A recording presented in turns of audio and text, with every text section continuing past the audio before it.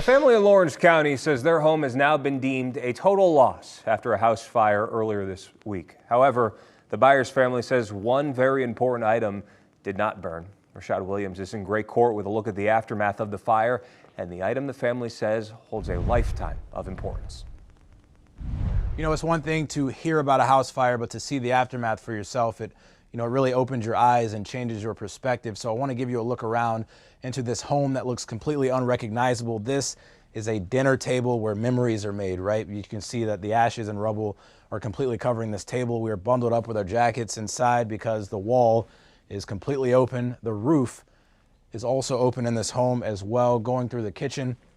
And behind the kitchen is the laundry area. That is where the fire started. And as we walk through the living room, you can see there are windows down. There are ceiling fans in the floor. The furniture is ruined. This home is a total loss. But the family says they're not only thankful that everyone in this house survived, but they are thankful that a very special dress made it out.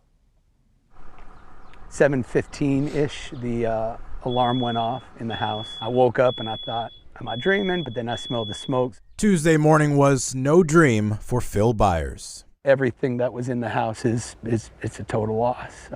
Lost everything. The father of 6, along with his 20-year-old daughter, Christian, woke up at the exact same time. I don't wake up for alarms, and neither does my dad. So it was really a miracle that we even woke up. The two jumped into action, helping to get the other kids and the family's pet out of the house. We were able to get up, get them down, and get them out of the house. And I went back in and trying to find where it was coming from. As soon as I walked into the laundry room, I saw the fire come up behind the washer and dryer. And that's the laundry room in the back. It started in the back and then just spread out. That was an attic area, spread up. As we walk through what was once the ceiling and look through what's left of the roof, Phil says the family used this home for ministry.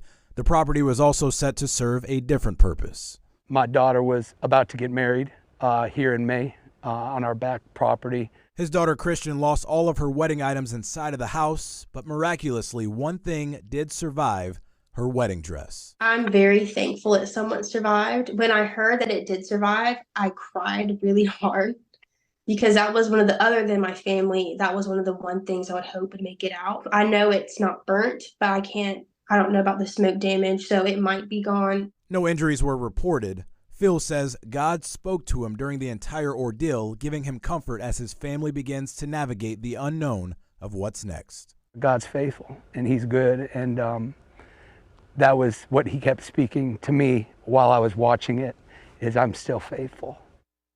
So unfortunately, we cannot show you the dress because Christian does not want her dad or her fiance to see it before the wedding that they still plan to pull off by mid-May. Now, the family has been sleeping in different Airbnbs, but as far as the future goes and where they're going to lay their heads, that is uncertain at this time. But if you'd like to help the family, a GoFundMe has been set up, and we'll leave all of that information for you on our website, WYFF4.com.